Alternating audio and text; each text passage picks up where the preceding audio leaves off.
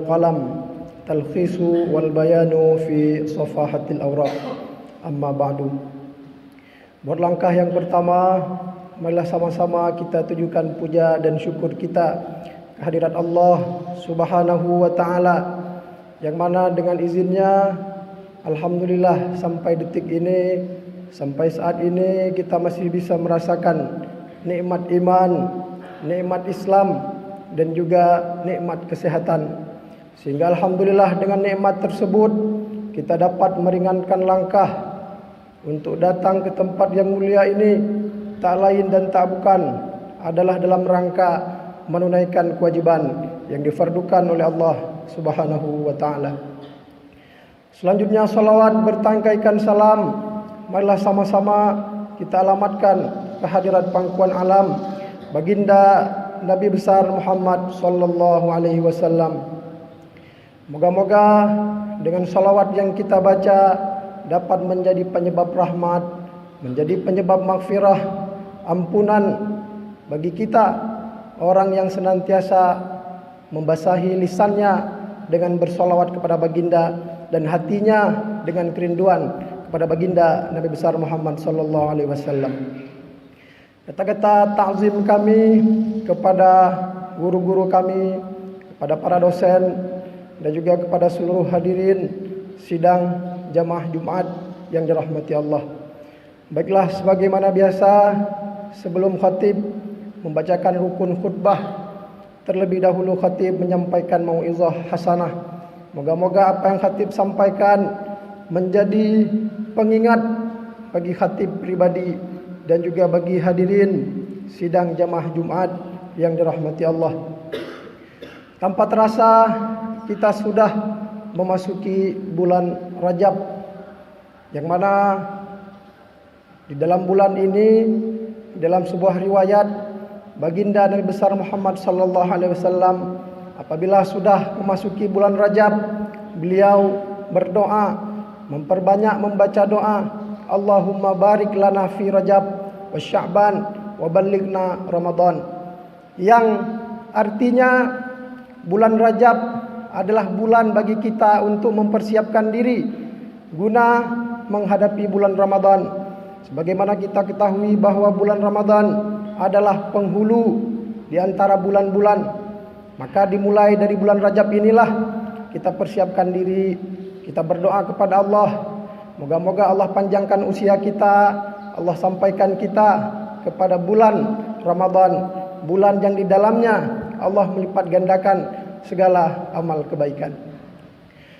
Di samping itu, bulan Rajab ini juga di dalamnya ada peristiwa penting yang populer kita rayakan, yaitu peristiwa Isra Mi'raj, yang mana bertepatan dengan kalender Masehi 22 Maret mendatang. Kita akan memperingati peristiwa besar Isra Mi'raj. Maka pada kesempatan yang berbahagia ini, khatib ingin kembali mengajak khatib pribadi dan juga hadirin sekalian untuk merefleksikan kembali makna di balik Isra Mi'raj, makna di balik salat dan fungsi masjid sebagai tempat kita melaksanakan salat secara berjamaah. Hadirin sidang jamaah Jumat yang dirahmati Allah, dalam sebuah ayat Allah mengingatkan kita, wa'mur ahlaka bis-shalah wastabir 'alaiha la nas'aluka rizqa nahnu narzuquka wal 'aqibatu lit-taqwa. Allah mengingatkan kita, wahai manusia, wahai orang-orang yang beriman, wa'mur ahlaka bis-shalah, ajaklah keluarga kalian, orang-orang terdekat kalian untuk menunaikan salat, untuk melaksanakan salat. Wastabir 'alaiha, dan bersabarlah di dalamnya. Artinya di dalam melaksanakan salat. Karena salat ini sendiri bagi kita, bagi sebagian orang mungkin ada yang terasa berat, tergantung dengan kadar keimanan. Maka dari itu Allah mengingatkan kita agar kita bersabar di dalam melaksanakan salat. Di ayat lain Allah juga mengingatkan, wasta'inu bis sabri was salah, mintalah pertolongan dengan sabar dengan sabar dan dengan sholat. Artinya sabar dan sholat memiliki kaitan yang sangat erat, sehingga bagi orang yang tidak sabar tentunya melaksanakan sholat sangatlah berat. Balik lagi ke ayat yang khatib bacakan tadi, Allah mengingatkan kita agar kita merintahkan keluarga kita untuk sholat dan sabar. Kemudian Allah menyindir kita, la nas'aluka rizqa nahnu narzukuka. Kami tidak meminta rezeki kepada kalian wahai manusia. Ketika kalian sholat, kami tidak meminta rezeki. Tapi sebaliknya kata Allah, nahnu narzukuka. Kamilah yang memberikan kalian rezeki. Sehingga kemudian sholat ini janganlah kita jadikan hanya sebatas karena kepentingan kita. Ketika kita banyak hajat, kita lebih rajin sholat. Ketika kita banyak keperluan, duha kita 8 rakaat, tahajud kita 4 rakaat. Dan sebaliknya, ketika tidak ada hajat, ketika tidak ada tujuan, kita tidak sholat duha, kita tidak sholat sunnah, maka ini tentunya bukanlah cerminan dari pribadi yang baik, bukan cerminan dari pribadi yang dekat kepada Allah dengan hati yang tulus, dengan hati yang ikhlas. Maka kiranya ini perlu menjadi renungan bagi kita, bahwa sholat hendaklah kita jadikan sebagai kebutuhan kita kepada Allah. Sholat adalah kewajiban, bukan sekedar pilihan. Walaupun pada faktanya kita seringkali mendahulukan pilihan yang sifatnya bukan kewajiban, sebagaimana kisah yang dituturkan oleh salah satu profesor, yaitu Profesor Raghib As-Sirjani di dalam kitabnya Kaifa Nuhafizu ala Salatil Fajri. Dalam kitab ini beliau menceritakan sebuah kisah. Suatu saat beliau diundang di sebuah seminar kedokteran di Amerika Serikat. Maka kemudian seminar itu dilaksanakan tepat pada pukul 6. Namun bersamaan dengan itu ternyata sholat subuh pada waktu itu agak telat.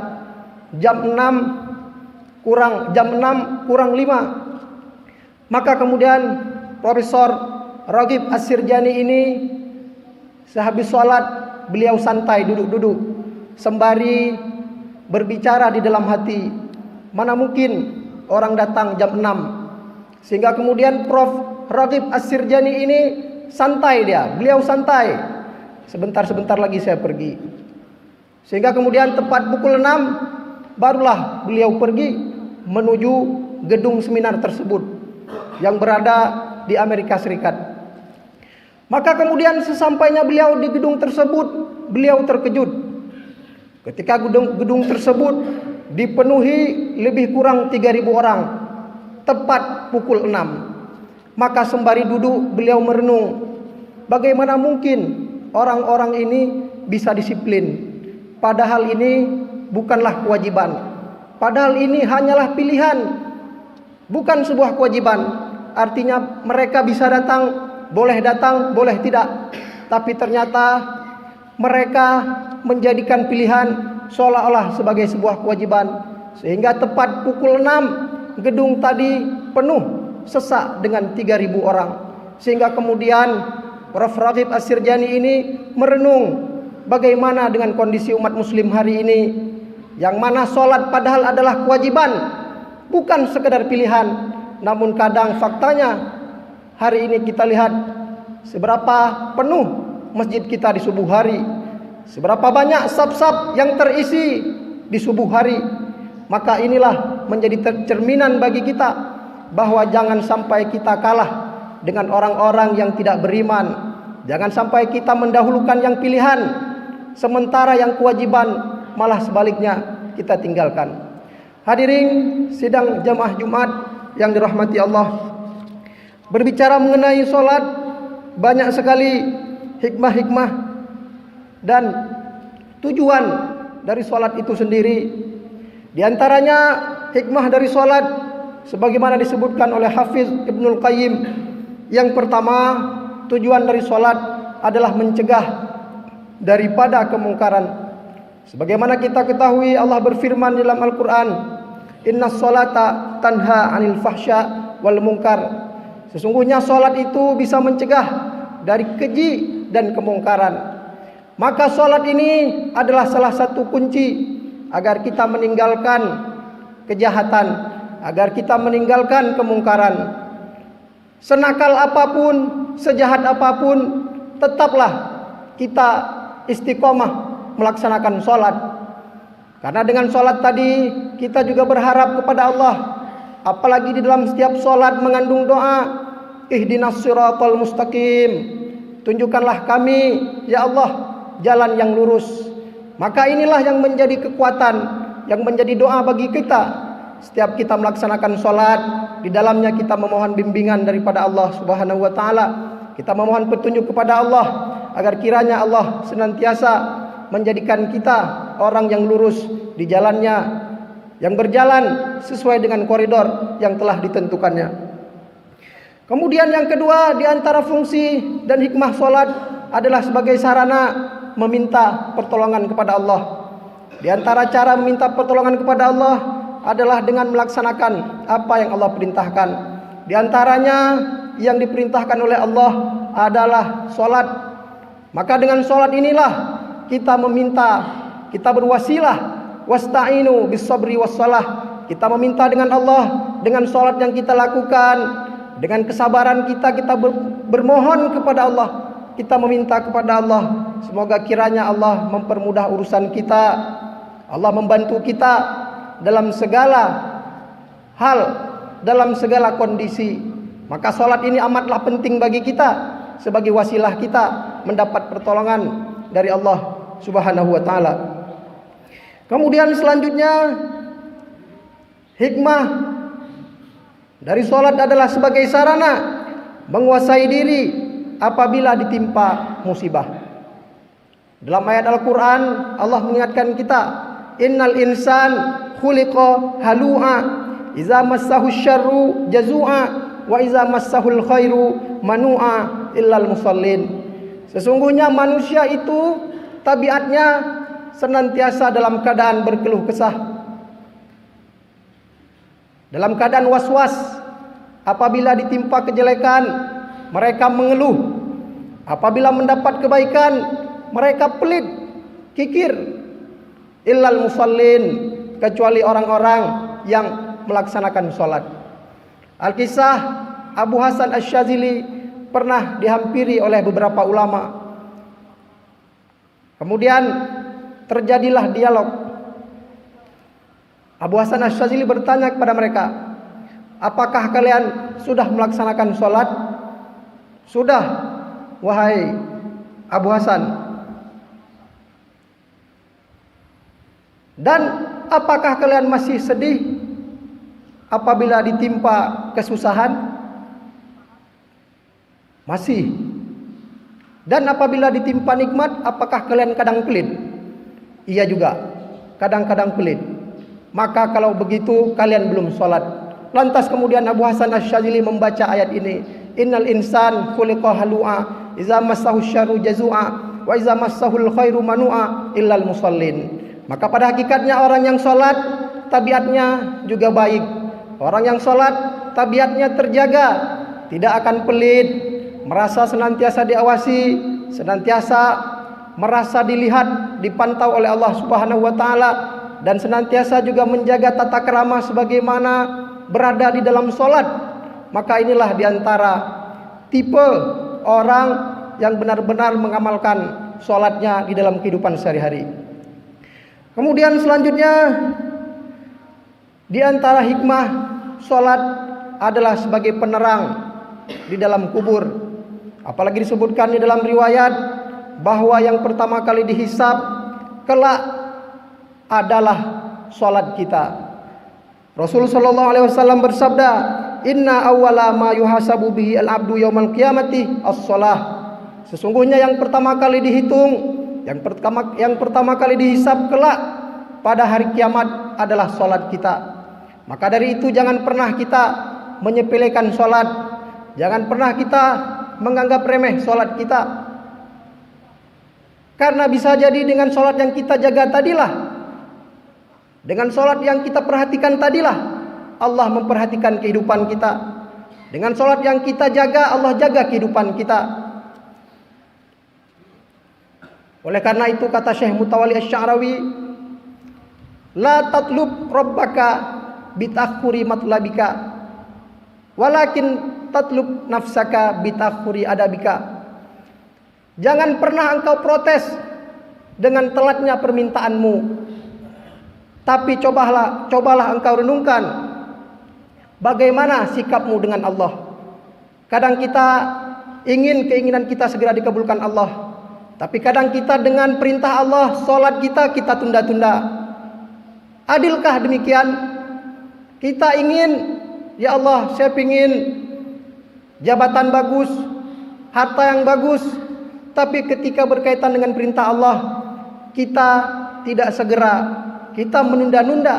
Maka tentunya ini bukanlah sikap yang seimbang. Andaikan kita ingin Allah segera mengabulkan permintaan kita, demikian pula sikap kita kepada Allah. Kalau bisa sebelum azan kita sudah berada di masjid, kita berdoa kepada Allah, kita tunaikan sholat sunat. Dan kalau bisa kita laksanakan sholat berjamaah setiap waktu. Apalagi keutamaannya sangat besar. Disebutkan dalam riwayat, ada seorang ulama bernama Muhammad bin Sam'ah Al-Kufi. Diriwayatkan beliau selama 40 tahun tidak pernah tinggal takbiratul ihram bersama imam. Namun dalam satu waktu beliau masbuk, tidak dapat melaksanakan takbiratul ihram bersama imam dikarenakan ibu beliau wafat. Maka kemudian setelah selesai sholat tadi, beliau pun menutup kekurangannya tadi dengan melaksanakan sholat sunnah sebanyak 25 rakaat. Kemudian setelah beliau selesai melaksanakan sholat sunat, tiba-tiba beliau tertidur. Dalam tidurnya tadi terdengarlah suara, "Wahai Muhammad bin Sam'ah Al-Kufi, bagus salawat yang telah engkau, bagus salat yang telah engkau lakukan tadi. Namun bagaimana dengan aminnya para malaikat?" Ini menunjukkan bagaimana besarnya fadilah salat berjamaah, sehingga andaikan kita tutup atau kita sempurnakan dengan salat sunnah, belum tentu sama kualitasnya dengan salat berjamaah. Oleh karena itu hadirin sidang jamaah Jumat yang dirahmati Allah, kami mengingatkan kepada kita semua tentang pentingnya menjaga salat berjamaah. Apalagi di dalam jamaah ini banyak sekali fadilahnya. Kita bisa melakukan banyak amar ma'ruf dan nahi mungkar. Banyak bisa kita lakukan program-program, sehingga jamaah ini di dalam Islam sangat penting. Sehingga ada ungkapan yang konon dinisbahkan kepada Umar, la islama illa bil jamaah. Tidak ada Islam atau tidak kuat Islam kecuali dengan adanya jamaah. Ini menunjukkan bahwa jamaah sangat penting, terutama bagi kita yang berada di lingkungan kampus. Maka kiranya kita hidupkan syiar jamaah, syiar masjid kita hidupkan. Insyaallah dengan syiar jamaah ini lahirlah ukhuwah. Dengan jamaah akan lahir rahmah. Sebagaimana disebutkan al-jama'atu hiyar rahmah wal firqatu hiya azab. Berkumpul, berjamaah, bersatu adalah rahmat. Sementara bercerai-berai, berpisah satu sama lain adalah azab. Maka salah satu caranya membangun jamaah adalah dengan sholat bersama, sholat tepat waktu. Di samping kita ibadah juga ada nilai muamalah. Selesai sholat kita bersalaman, kita membangun silaturahmi di antara dosen dengan dosen, dosen dengan mahasiswa, dan masih banyak lagi fadilah-fadilah yang ada di dalam sholat berjamaah. Selanjutnya hadirin sidang jamaah Jumat yang dirahmati Allah, hikmah dari sholat adalah cahaya di dalam kubur. Rasul sallallahu alaihi wasallam mengingatkan kita dalam hadisnya, as-salatu nurun. Salat adalah cahaya. Maka apabila kita ingin selamat di alam kubur, mendapatkan cahaya, mendapatkan keringanan siksaan, maka kita perhatikan salat kita. Kita jaga salat kita. Insyaallah dengan kita menjaga salat kita, Allah akan menjaga kita. Selanjutnya, hikmah dari salat adalah terhapusnya dosa. Dalam sebuah riwayat, baginda Nabi besar Muhammad sallallahu alaihi wasallam mengingatkan kita, masalus salatil khamsi kamasali nahrin jarin. Perumpamaan salat sehari 5 waktu adalah seperti orang yang mandi sehari 5 kali. Maka kita bayangkan orang yang kotor mandi sehari 5 kali, apakah ia tidak akan bersih? Apakah ia tidak akan suci? Tentunya ia akan suci, tentunya ia akan bersih. Maka andaikan kita banyak dosa, tetap jangan pernah kita tinggalkan salat. Kita jadikan salat kita sebagai alat mandi kita. Sembari kita berdoa kepada Allah, ya Allah bantu saya tinggalkan maksiat. Sembari kita berdoa, Allahumma rzuqni lazzata ta'atika wa ahrimni lazzata ma'siyatik.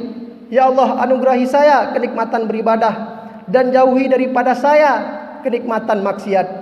Maka inilah hadirin pentingnya salat sebagai sarana kita mandi dari dosa-dosa kita, sebagai sarana kita membersihkan diri kita dari dosa-dosa kita. Selanjutnya, yang terakhir, hikmah dari salat adalah amal yang paling baik. Suatu ketika Ibnu Mas'ud bertanya kepada baginda Nabi besar Muhammad sallallahu alaihi wasallam, ayul amal afdal ya Rasul? Amal apa yang paling baik, yang paling afdal? Maka kemudian Rasul sallallahu alaihi wasallam menjawab, as-salatu fi awali waktiha. Salat tepat pada waktunya. Maka kiranya menjaga salat adalah menjaga hubungan kita dengan Allah Subhanahu wa taala. Kata Syekh Wahbah Az-Zuhaili di dalam salah satu karyanya Fikih Islam, di dalam mukaddimahnya beliau mengucapkan, inna sirran najah fil hayah ihsan as-silah billah. Di antara kunci sukses dalam hidup adalah baik hubungan kita dengan Allah. Apabila hubungan kita dengan Allah baik, maka insyaallah hubungan kita dengan orang, hubungan kita dengan lingkungan juga tentunya akan baik. Kiranya cukup sekian yang dapat khatib sampaikan. Apa yang baik datangnya dari Allah Subhanahu wa taala, apa yang kurang datangnya dari kelemahan khatib pribadi. Selanjutnya kita masuki rukun 2 al-khutbah. Alhamdulillahilladzi an'ama alaina bi izhari sayyidil bashar wa qaddara wiladatuhu fi syahri rabi'il awwal syarifil azhar. Asyhadu an la ilaha illallah wa asyhadu anna sayyidana Muhammadan abduhu wa rasuluh.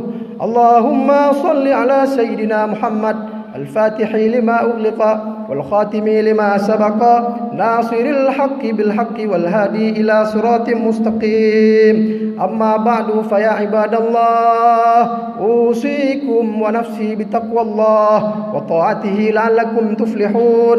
وقال الله تعالى في القرآن الكريم أعوذ بالله من الشيطان الرجيم بسم الله الرحمن الرحيم والعصر innal insana lafi khusr illa alladhina amanu wa amilus solihat wa tawasaw bil haqq wa tawasaw bis sabr. Barakallahu li wa lakum fil Qur'anil azim wa nafa'ani wa iyyakum bima fihi minal ayati wa dzikril hakim wa taqabbala minni wa minkum tilawatahu innahu huwas samiul alim.